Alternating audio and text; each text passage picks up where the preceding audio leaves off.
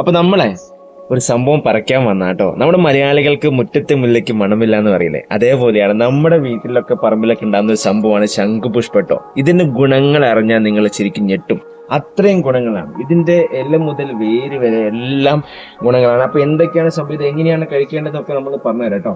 അപ്പൊ ഇതിങ്ങനെ ജസ്റ്റ് ഇങ്ങനെ കുറച്ച് ഇലകൾ, പൂള് പറിക്കാം, ഇല വേണമെങ്കിൽ പറിക്കാം കേട്ടോ, കുഴപ്പമൊന്നുമില്ല.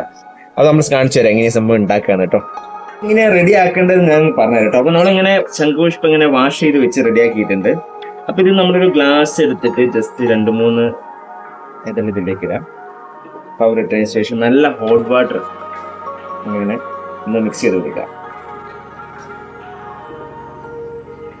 ഇതൊരു 10 മിനിറ്റ് കഴിയുന്നതിന്റെ കളറൊക്കെ മാറും കേട്ടോ.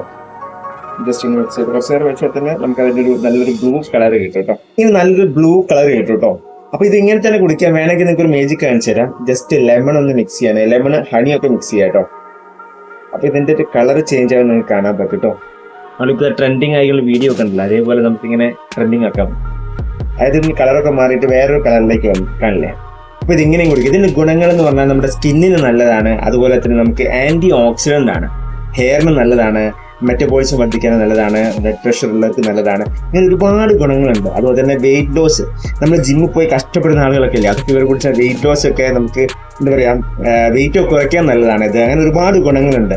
അപ്പം ഇതൊന്നും നമ്മളെ ജസ്റ്റ് വീട്ടിലൊക്കെ വളർത്തുന്ന ഏറ്റവും നന്നാവും. കാരണം നമ്മുടെ പറമ്പിലൊക്കെ ഇതിന് ഒരു മെയിൻ്റനൻസും വേണ്ട. ജസ്റ്റ് എന്താ പറയാ, ഇതിൻ്റെ ഒരു വിത്തിട്ട് കഴിഞ്ഞാൽ അതങ്ങോട്ട് വളർന്നോളും. അത് പിന്നെ നോക്കേണ്ട ആവശ്യമേ ഇല്ല. ഡെയിലി ഇത് കുടിക്കാൻ പറ്റുകയാണെങ്കിൽ ഏറ്റവും നല്ലതാണ്.